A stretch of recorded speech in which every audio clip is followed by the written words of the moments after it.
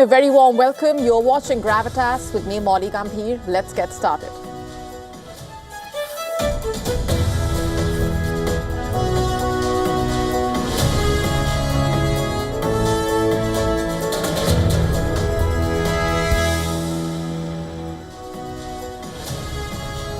Our top focus tonight on Gravitas, US President Donald Trump is opposing the Israeli Prime Minister's move to annex the occupied West Bank. He is warning Israel to not cross the red line. We tell you why these developments are significant and where things stand right now. That's coming up in just a bit. Also on the show for you tonight, we are getting you the latest on the Trump-Maduro face-off, the largest US military buildup in the Caribbean since the Cold War ended. We tell you more about what's happening. Trinidad and Tobago taking a major step to honor its Hindu heritage, with plans now underway to establish a Ram Mandir in the capital city. We're getting you the complete story. All this and more coming up.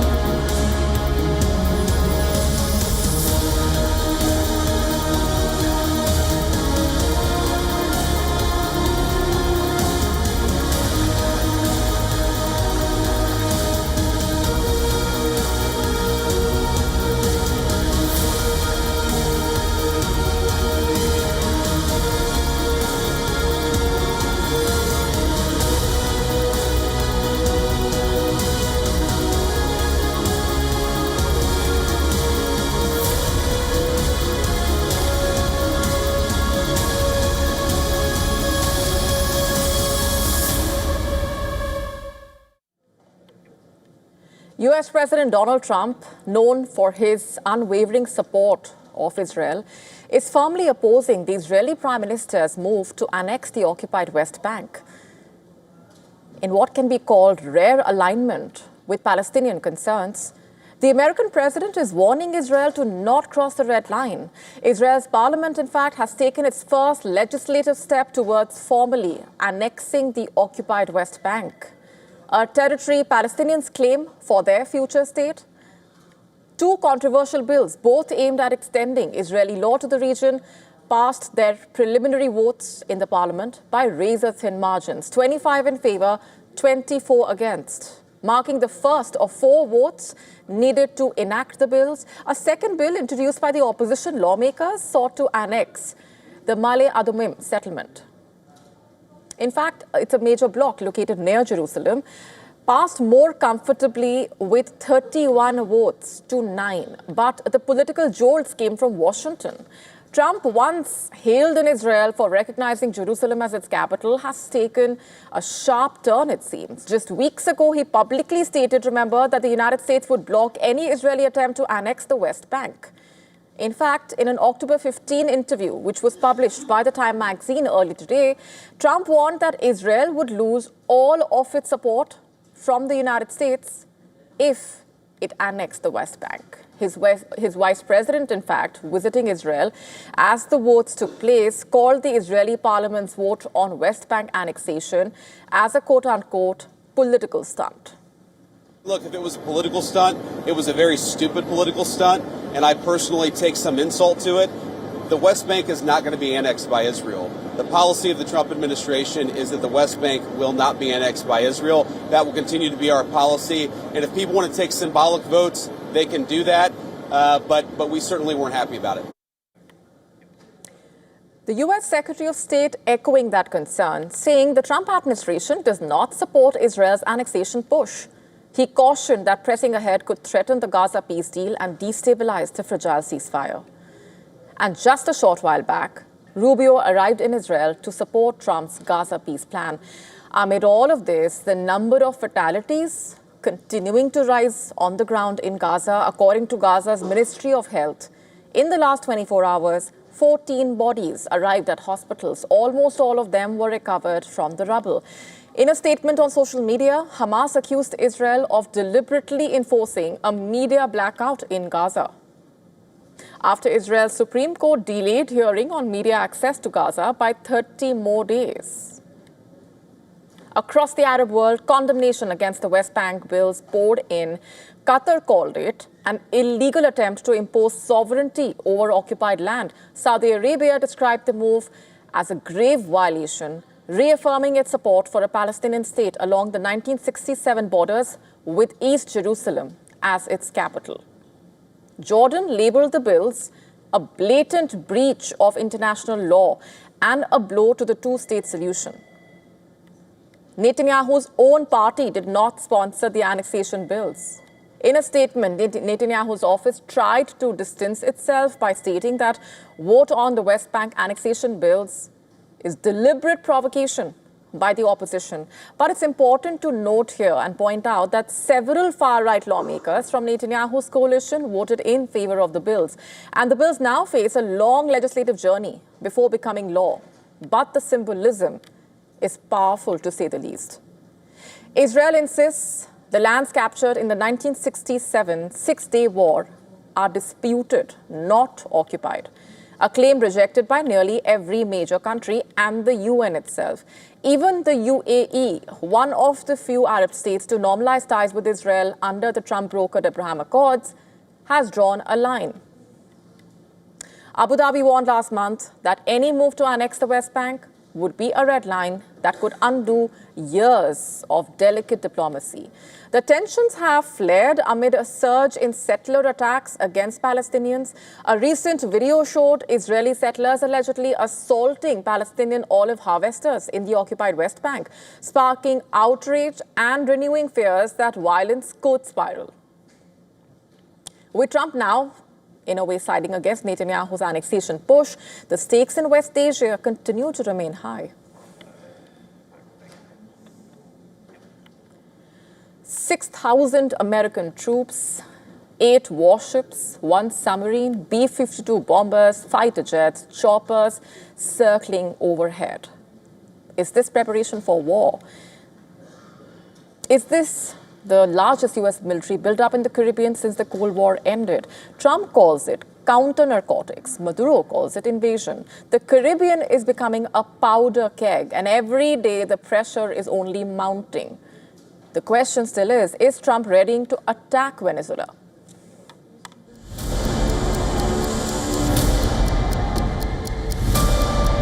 A storm is brewing in the Caribbean. More than 6,000 US sailors and Marines have moved into striking range of Venezuela in one of the largest American military deployments in the region since the Cold War. The Pentagon insists it's a counter-narcotics mission, but with stealth fighters prowling the skies and guided missile destroyers patrolling the waters, few believe it ends there. There are 8 warships in the Caribbean Sea. Among them are 3 assault ships and 3 destroyers. Along with that are Harrier jets and choppers. Again, near Cuba in Puerto Rico, there is an entire squadron of F-35 fighter jets. The Reaper drones patrol the skies. Apart from these, there is an attack submarine and B-52 bombers in the region. Washington's goal was clear: cripple the alleged drug trafficking pipeline from Venezuela. The operational zone became a kill zone for smugglers. At least 8 vessels suspected of carrying narcotics towards the US have already been destroyed in kinetic strikes. But Venezuela was not silent. Facing the colossal offshore deployment, President Nicolas Maduro struck back with a defiant, chilling announcement.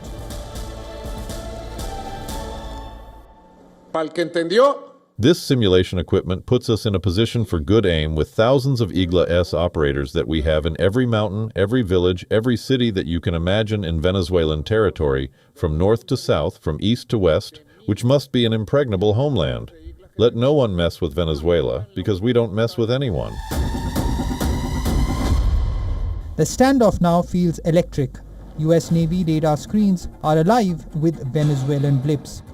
Russian-supplied missile systems hum in the jungles near Caracas. Both sides claim they don't want war, yet both keep loading their guns. Bureau Report, WION, World is One.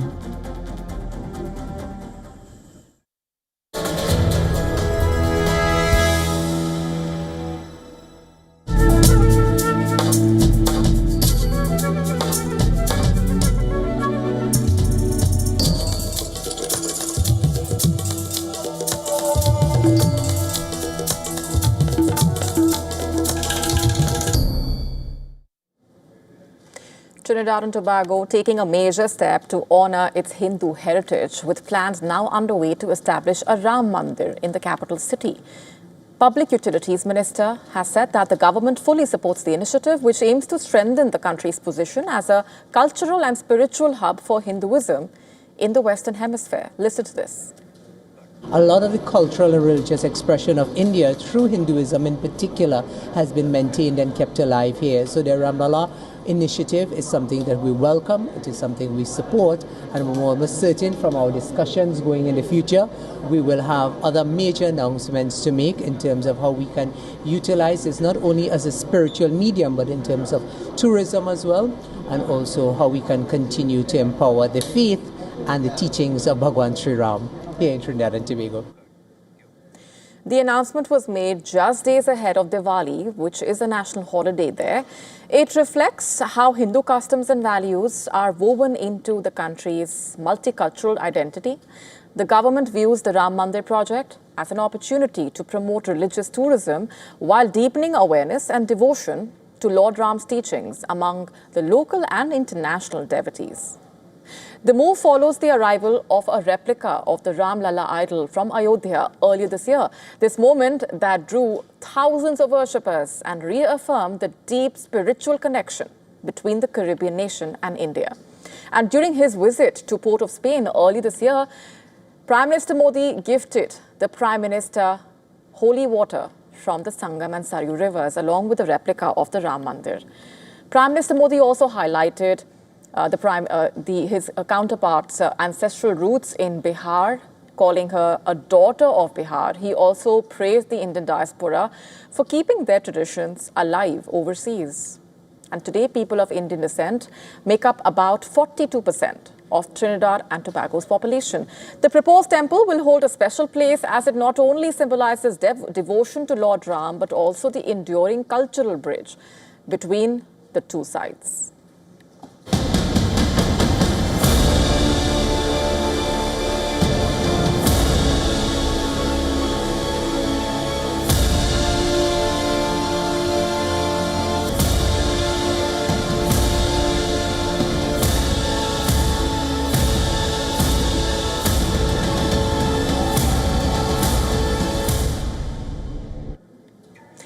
Indian Prime Minister Narendra Modi will skip the 47th ASEAN summit scheduled in Kuala Lumpur, Malaysia next week, and will instead join the meeting virtually. In a post on X, Prime Minister Modi said, "Had a warm conversation with my dear friend, Prime Minister Anwar Ibrahim of Malaysia, congratulated him on Malaysia's ASEAN chairmanship and conveyed best wishes for the success of upcoming summits.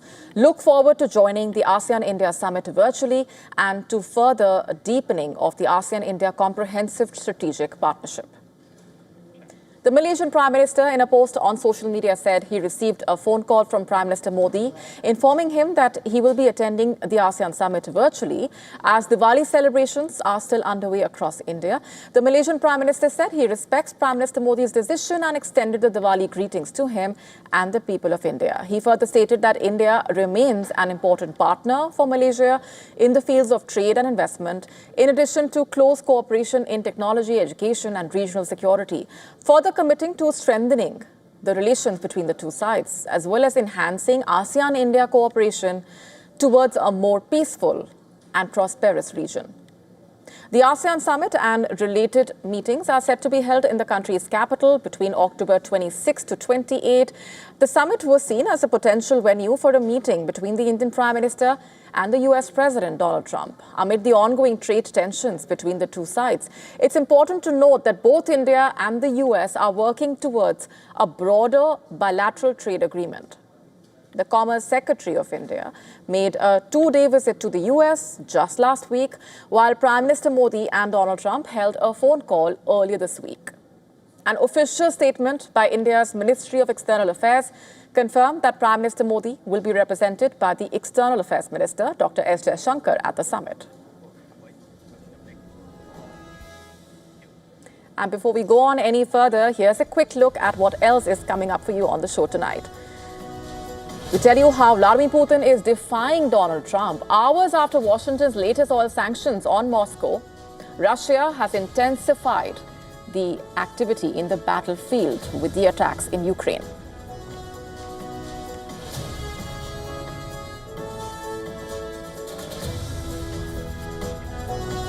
We tell you all about South Korea's so-called monster missile, the 8-ton bunker killer. All this and more coming up.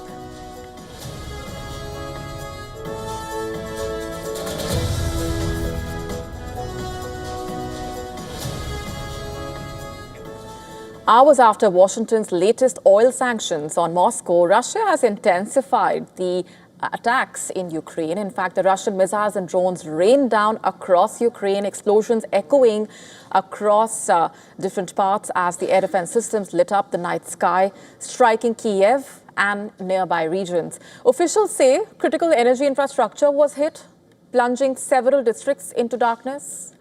The escalation comes just hours after the United States announced new sanctions on Russia's two largest oil companies.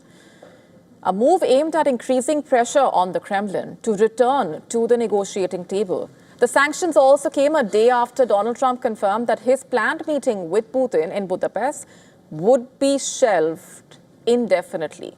But in Moscow, the tone is defiant. The foreign ministry spokesperson says Russia has developed strong immunity to Western restrictions and will continue to expand its economic and energy potential.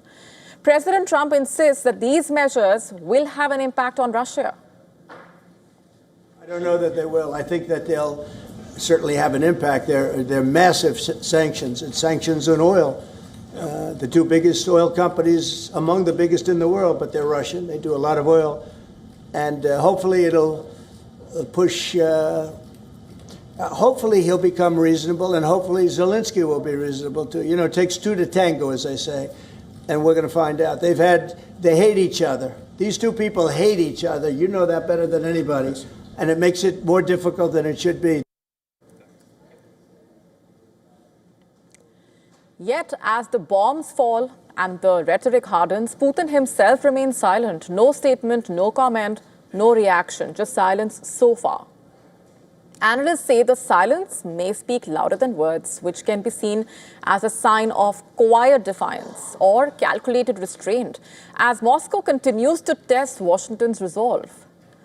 It also follows months of direct communication between the two leaders, multiple phone calls, which lasted 550 minutes, and a rare face-to-face summit in August when Putin visited the United States for the first time in 7 years. That meeting, which was expected to last several hours, ended after just 2, while Trump called it constructive, even suggesting talks on land swapping between Russia and Ukraine, but little progress followed. Earlier this year, Trump's Black Sea truce, which was hailed as a breakthrough, barely survived 2 weeks before collapsing amid renewed fighting and mutual accusations of violation. What started out as a diplomatic initiative has since devolved into headache for Trump. Sanctions and threats now defining the fragile relationship between the two sides. And as Kiev reels from another night of bombardment, questions growing louder in Washington and beyond. How long will Putin continue to defy Trump? And will Trump's hardest sanction punch so far bring Putin to the negotiating table? Shifting focus for now, the Indian Army is set to undergo a significant transformation with the introduction of pair of battalions and Ashni drone platoons. The first pair of battalion is scheduled for deployment on November 1, as confirmed by the Director General of Infantry. A total of 25 pair of battalions are planned to be raised within the next 6 months. Each battalion will consist of 250 personnel from various branches, including infantry, artillery, signals, and air defense. These units are designed to bridge the gap between special forces and regular infantry, focusing on rapid, high-impact operations along India's borders with China and Pakistan. In addition to the pair of battalions, the Indian Army is also raising Ashni platoons in its infantry units, which will be responsible for drone operations. These drones will be used for surveillance, loitering munitions, and kamikaze missions, enhancing the Army's operational capabilities. With 380 Ashni platoons already operational, the Army is advancing its drone warfare capabilities. The Indian Army is also preparing to place a substantial order for anti-tank guided missiles. All of this marking notable developments in the use of indigenous weapon systems.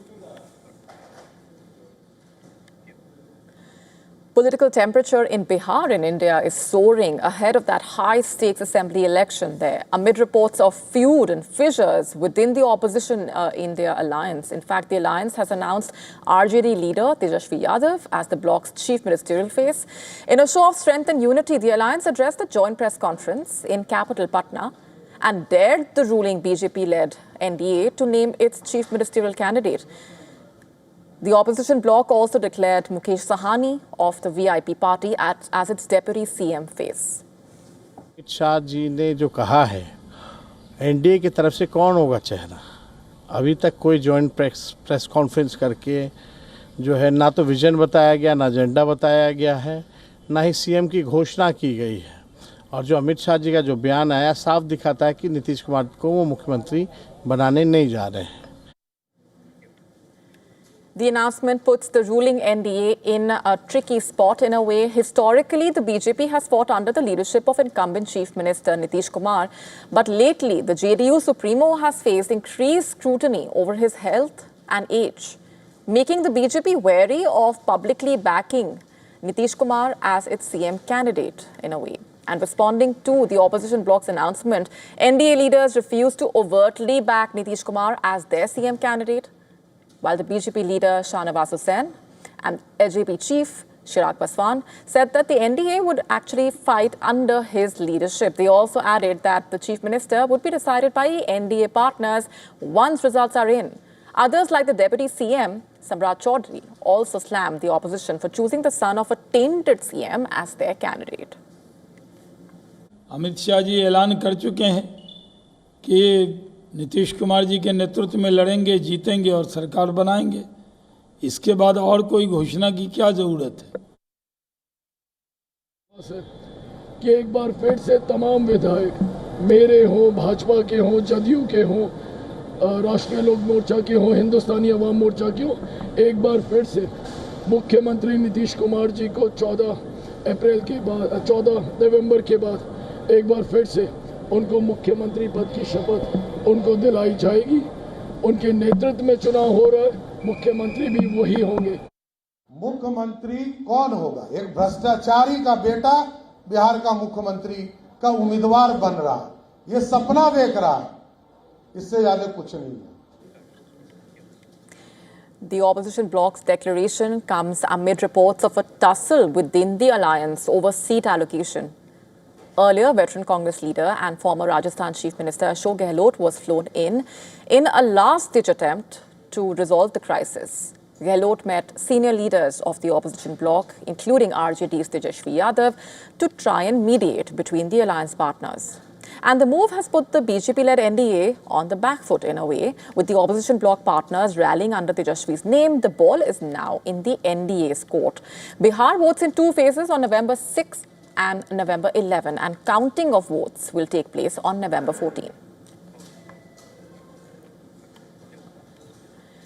Silent unseen and unstoppable. Russia's nuclear submarines are its deadliest guardians. And now a new report reveals how Moscow has quietly acquired Western technology to make them even harder to track. The Cold War's deepest shadow has returned beneath the waves. And this is the story of submarines, secrecy, and the last line of nuclear deterrence.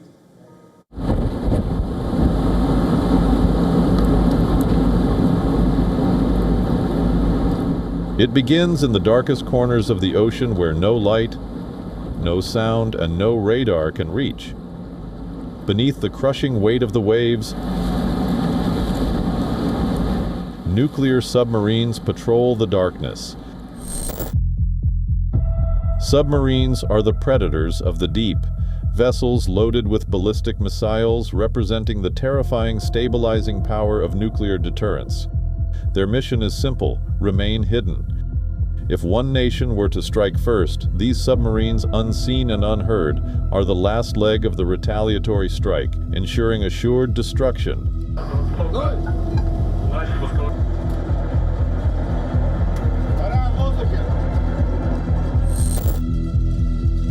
Silence is their armor.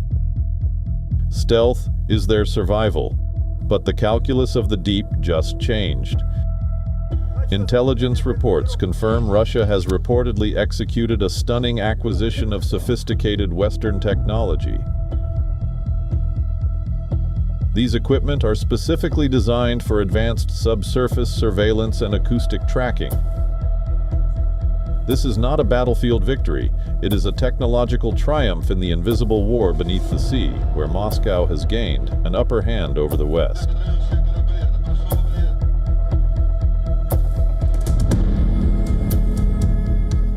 This foreign hardware has been adapted to build a new, impenetrable shield around Moscow's most vital fleet.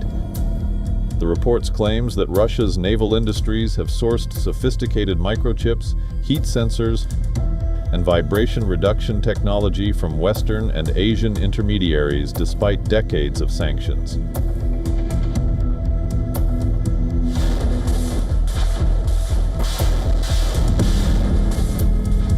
The move effectively reinforces a Russian advantage in the most critical, most shadowed arena of modern warfare.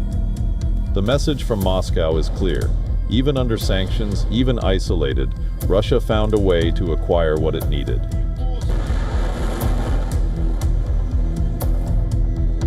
The surveillance net is now operational. The Russian submarines are still hidden, still lethal, still watching. Bureau Report, WION, World is One.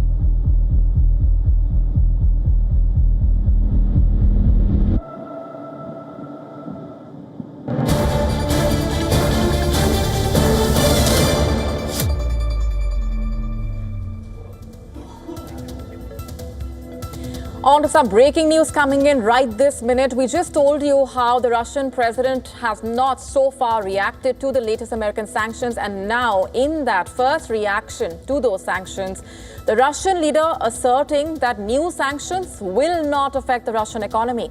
In fact, Putin says that replacing Russian oil in the global market will take time. The Russian president saying that the sanctions are an unfriendly act, do not strengthen the US-Russia relations, adding that dialogue is always better than war. In fact, the Russian president saying that replacing Russian oil in the global market will take time. That's a significant statement as well, saying that no self-respecting country ever does anything under pressure. Putin saying Russia's contribution to the global energy balance is very significant, and Russia and Saudi Arabia sell more oil than they consume, unlike the United States, he says. The Trump administration feels that the new US Treasury sanctions on Russia's two biggest oil companies will now force Putin to finally reassess his American counterpart, if not the Ukraine war.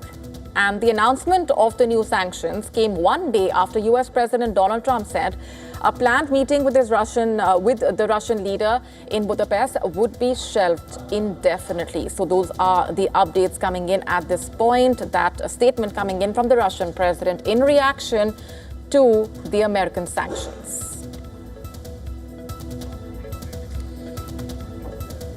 Remember, the Trump administration had imposed those sanctions on Russia's two biggest oil companies. And now in that reaction, the Russian president calling these sanctions an unfriendly act, also saying that replacing Russian oil in the global market will take time.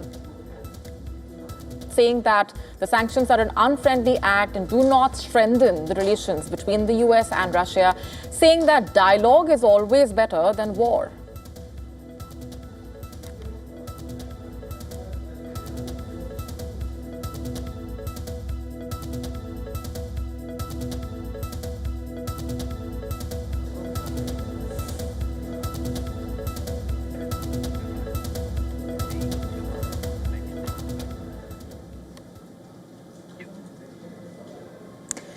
Our next story is about the drug supposed to make you thinner, instead made you healthier and tilted the scales for better. A massive study just discovered something researchers cannot fully explain. We tell you more about what we're talking about in our next report.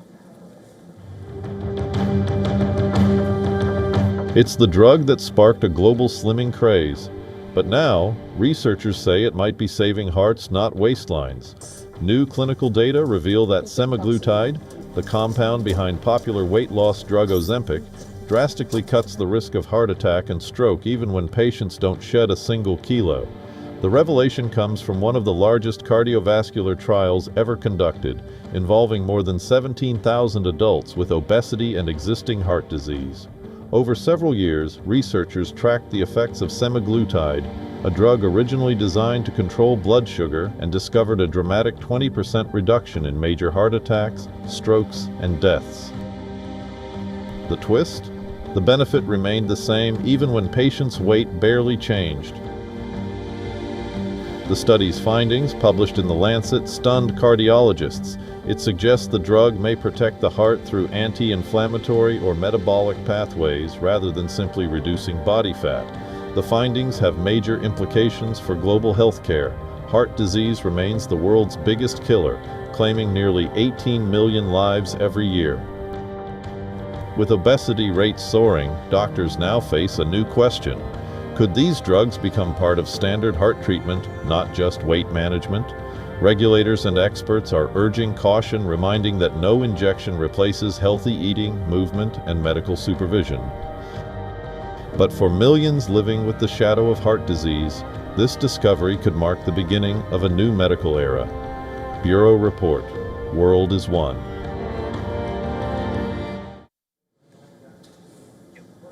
Shifting focus for now to the daylight heist of what happened at the Louvre Museum, putting the spotlight on a dazzling jewel with a rather mysterious past. A gem so legendary that even thieves at the Louvre reportedly failed to steal it.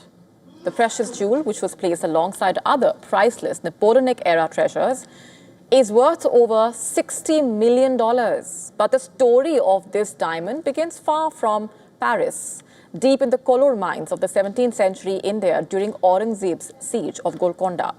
In fact, as per legends, to a news outlet discovered in 1687 during Aurangzeb's siege of Golconda, the Regent Diamond carries a haunting legend.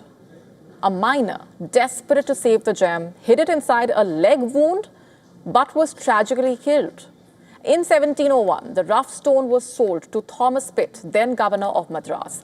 Pitt secretly shipped it to England, where it was expertly cut and became known as the Pitt diamond. By 1717, he sold the diamond to Philippe II, the regent of France, marking its royal journey. The diamond helped fund wars and was famously set into Napoleon Bonaparte's sword in 1801. After Napoleon's exile, it was mounted for Empress Eugene in 1814, and since 1887, the diamond has been on display at the Louvre Museum. But it is just one chapter in the story of India's priceless jewels scattered across the world. From the Kohinoor, now set in the British crown jewels, to Tipu Sultan's ring, Shah Jahan's exquisite cup, Maharaja Ranjit Singh's bejeweled horses, and the ancient Amaravati marbles as well, each piece telling you a tale of India's lost grandeur and enduring legacy. Tensions in the Korean Peninsula climbing once again, and this time Seoul is preparing to unleash its most powerful weapon yet. South Korea has announced plans to deploy what local media call the monster missile, what could reportedly be a game changer. And in addition to Seoul's defense arsenal, as rival North Korea continues to test new weapons of its own, according to reports, South Korea will roll out its largest ever ballistic missile by the end of this year. The country's defense ministry saying the new system will significantly strengthen its strike capabilities against any potential northern threat. This is no ordinary projectile. Let's tell you more about it. Weighing roughly 36 tons, it can carry an 8-ton warhead and is designed specifically to pierce deep underground bunkers, possibly where North Korea's leadership might seek shelter during wartime. At around 16 meters long, the missile can be launched from mobile platforms and is expected to reach targets anywhere from 600 to more than 5,000 kilometers away, depending on the payload. The concept for this missile reportedly emerged following a deadly 2010 attack on a South Korean warship, which claimed at least 46 lives. An official investigation concluded that the warship had been sunk by a North Korean torpedo.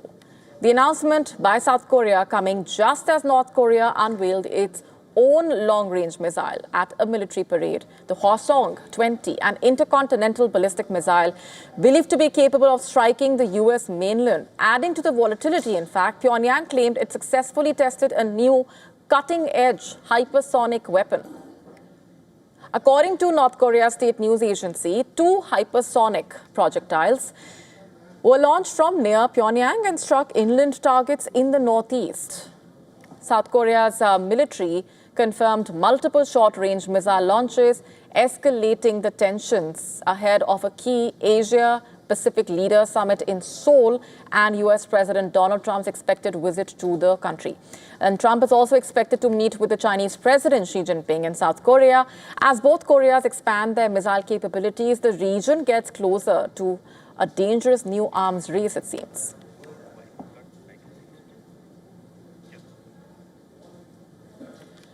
"13,000 times faster, not faster than your laptop, faster than the world's most powerful supercomputer." Google just crossed a major threshold scientists thought was years away. A problem that would take years was solved in hours. This is not incremental progress. This is a rupture in computing itself. The age of quantum dominance has arrived.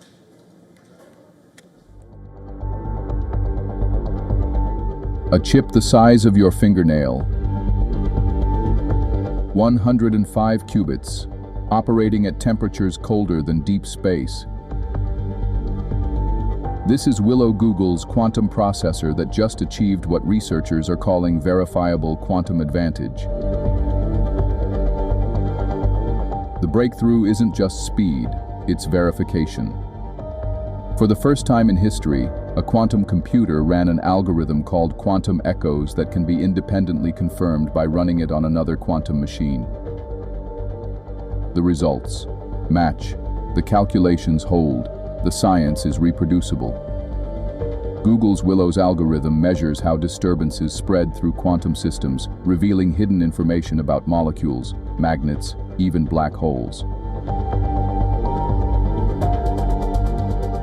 Critics once dismissed the quantum computers as hype. Now, Google has delivered.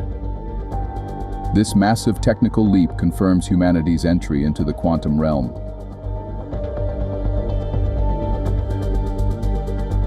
Our experiment is what we call verifiable, which means that its outcome can be repeated and verified on our quantum computer or any other quantum system, even nature itself, and generate the same result. It may sound surprising, but this is the first time in history that any quantum computer has successfully run a verifiable algorithm that surpasses the ability of supercomputers. Incidentally, Michael Deveray, who is currently Google's chief scientist of quantum hardware on the quantum AI team, won this year's Nobel Prize. The implication is staggering. Problems considered computationally too complex for even arrays of billions of US dollars worth of hardware are now solvable.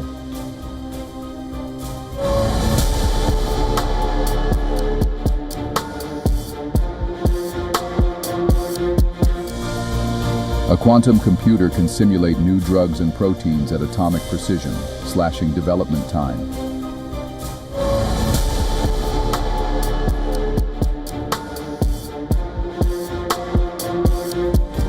Quantum machines could model global weather systems in hours, improving climate predictions.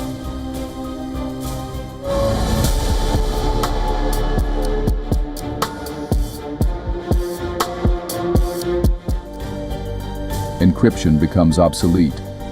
Banks, governments, military communications, everything needs rebuilding.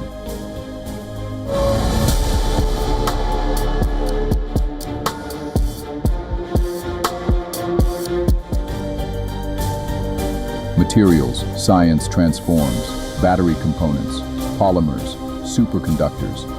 Scientists will design materials atom by atom before ever building them physically.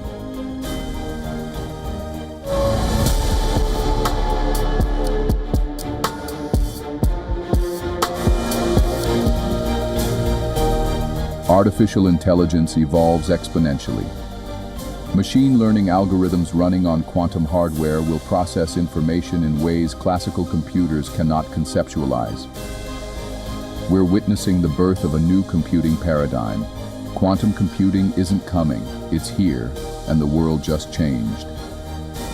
Bureau Report, WION The World is one.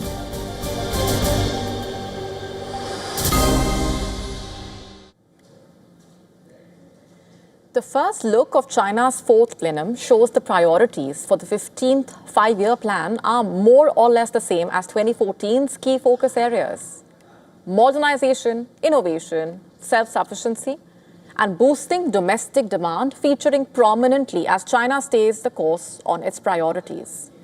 The longer and more detailed text is set to be published at the two sessions in March 2026. Overall, the plan covering 2026 to 2030, reiterating and building on the existing policy focuses. Rather than any major change in strategy, Beijing aims to continue to build out China's high-quality development, achieve breakthroughs in technological self-sufficiency, deepen reforms, improve the people's quality of life.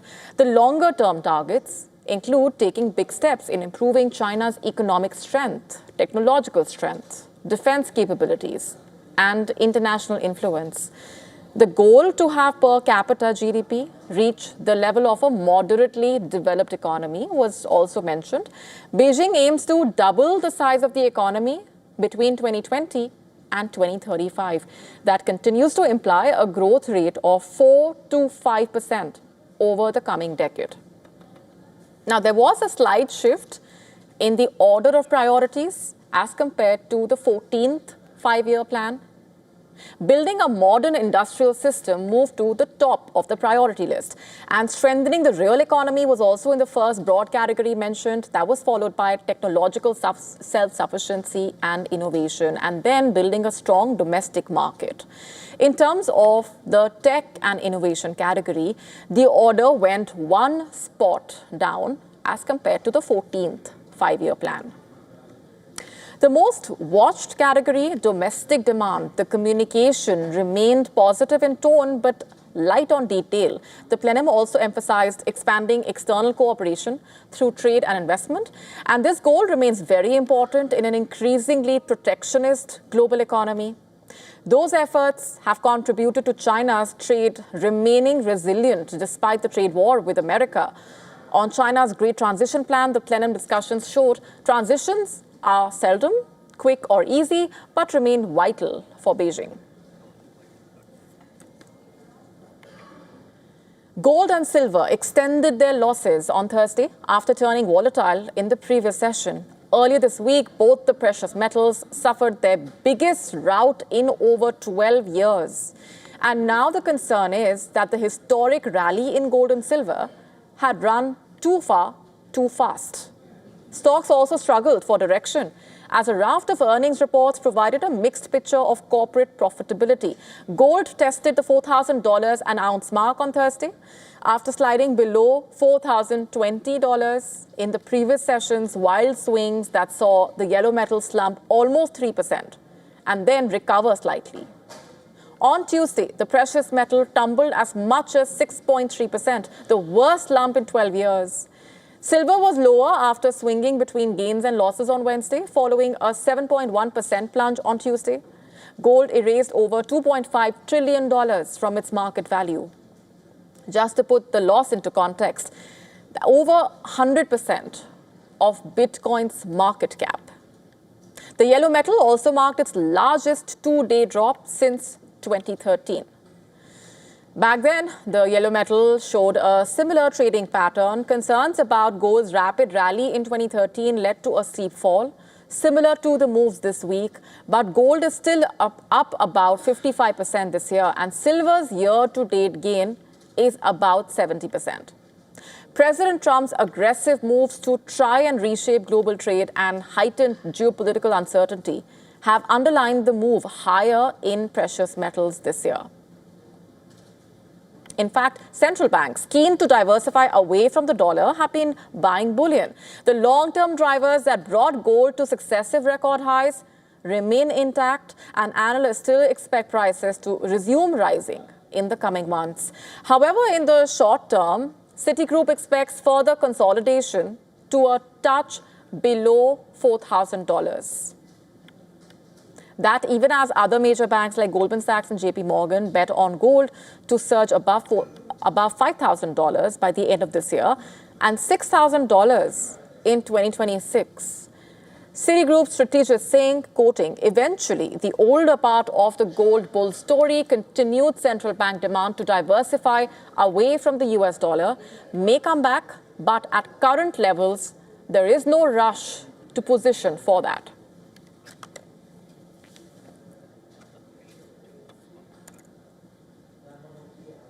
King Charles has become the first head of Church of England to pray publicly with the Pope. Both King Charles and the Pope held prayers at the iconic Sistine Chapel in Vatican City and left the ceremony together. They also shook hands outside the chapel after the prayer service as a gesture of unity. Post the service, King Charles set off for next engagement on his brief state visit. Charles and Camilla later visited the Basilica of St. Paul outside the walls, where King Charles was formally made a royal confrater of the Abbey in a solemn service, a title that recognizes the long-standing ties between the British Crown and the Benedictine Abbey attached to the Basilica. The monarch sat on a special chair bearing his coat of arms during the ceremony, and while leaving, the royals exchanged pleasantries with those gathered outside. The moment especially where both the public figures have come together to pray is nothing short of historic, but one also rich in symbolism. King Charles, who is the titular head of the Church of England, met with Pope Leo, the head of the Catholic Church, for the very first time since the Pope was elected 5 months ago. And this also makes King Charles the first British monarch to pray with the Pope in nearly 500 years. Since the Reformation, after the Church of England split from Rome, prior to the service, the UK King and Queen had a private audience with the Pope shortly after they had arrived in the Vatican City. The royals also reportedly exchanged gifts to mark the historic occasion. Security arrangements were tightened as the royals had arrived in St. Peter's Square in the Vatican earlier. That had been nearly emptied by security forces. The motorcade carrying both the King and the Queen were escorted by a series of black cars.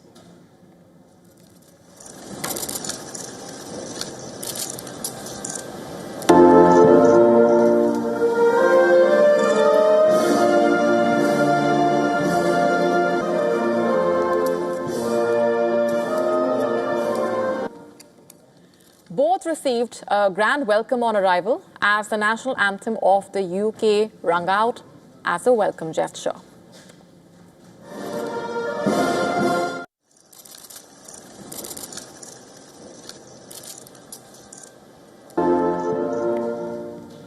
The visit by the royals is significant on many counts, aiming to forge closer ties between the Church of England and the Catholic Church.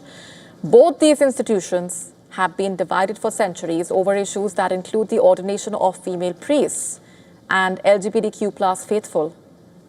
For the royals, this also comes as a respite amid a turmoil over the Epstein sex scandal that names one of the members of the royal family, Prince Andrew, in a trafficking case where a woman alleged that Andrew assaulted her on 3 occasions, twice when she was just a minor.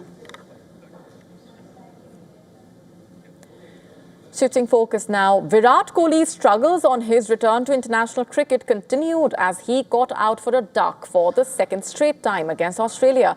But fellow veteran Rohit Sharma returned to form with 73 in the second ODI in Adelaide. However, for Team India, it was another loss which marked a series defeat in Australia. For the first time in his legendary ODI career, Kohli has fallen for consecutive ducks. Kohli was trapped on the pads in the 7th over as India were reduced to 17 for 2. The look on Kohli's face while walking towards the pavilion said it all. He even waved farewell to the Adelaide crowd in what was probably his last match at the venue. Back-to-back ducks for Kohli get the alarm bells ringing, and now the pressure is on him to perform in the final match of the series. Kohli is arguably the greatest ODI batter of all time, and he has earned the right to go through a bad patch. But every great player retires, and Kohli must prove that he still belongs in this Indian team, as many would say. Rohit Sharma, on the other hand, a late fare, scoring 73 off 97 balls after making 8 in Perth. Rohit bounced back with a cautious half-century, which is a shift from his usually aggressive style.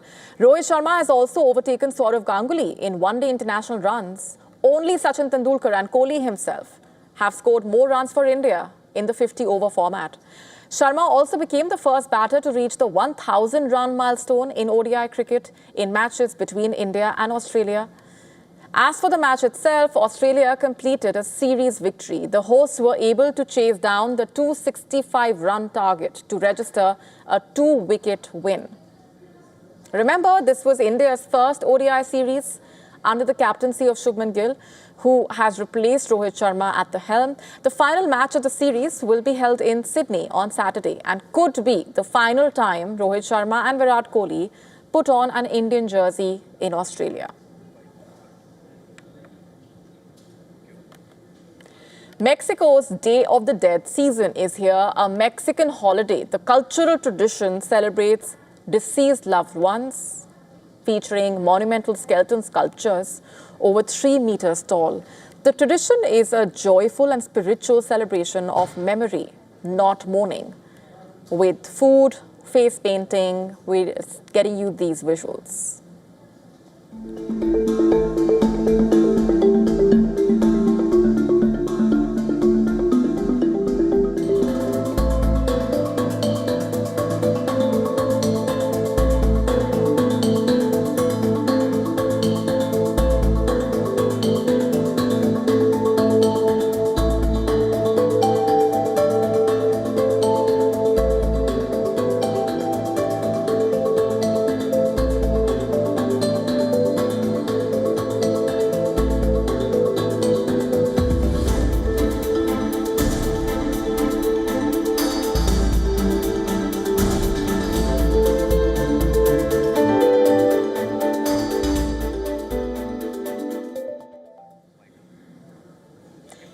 With that, it's a wrap on this edition. We're taking a very short break. Thanks very much for watching. This is me, Molly Gambhir, signing off.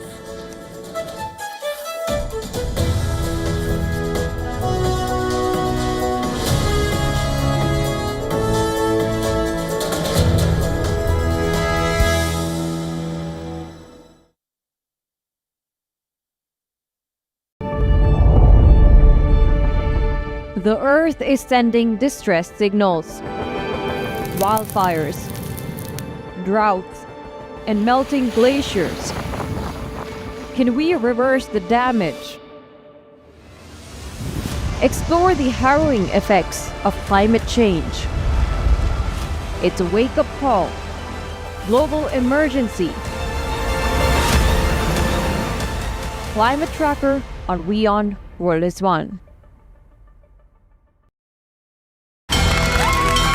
From the bustling trading floors of Wall Street to the vibrant exchanges of Asian stock markets, WION breaks it down for you to make sense of what's happening, as we reveal the key factors behind events, strategic battles, and the game-changing business decisions that shape the world. We bring you all of this and more on World Business Watch. Rashtriya Swayamsevak Sangh. To some, it's an extreme ideology. To others, it's the very soul of India. To some, it's rebellion. To others, it's a principle of nation building, coming soon to challenge perceptions in RS's centenary year, Kesariya at 100. WION, India's global voice, the channel that brings you the biggest stories from across the world through India's lens. Now available in more than 190 countries worldwide, because we believe that the world is one. Watch us in Africa, Europe, USA and Canada, South America, Asia Pacific, Middle East and North African regions. Also available on these digital platforms across the world. WION, World is One. The Earth is sending distress signals. Wildfires, droughts, and melting glaciers. Can we reverse the damage? Explore the harrowing effects of climate change. It's a wake-up call. Global emergency. Climate Tracker on WION World is One. From the bustling trading floors of Wall Street to the vibrant exchanges of Asian stock markets, WION breaks it down for you to make sense of what's happening, as we reveal the key factors behind events, strategic battles, and the game-changing business decisions that shape the world. We bring you all of this and more on World Business Watch. Rashtriya Swayamsevak Sangh. To some, it's an extreme ideology. To others, it's the very soul of India. To some, it's rebellion. To others, it's a principle of nation building, coming soon to challenge perceptions in RS's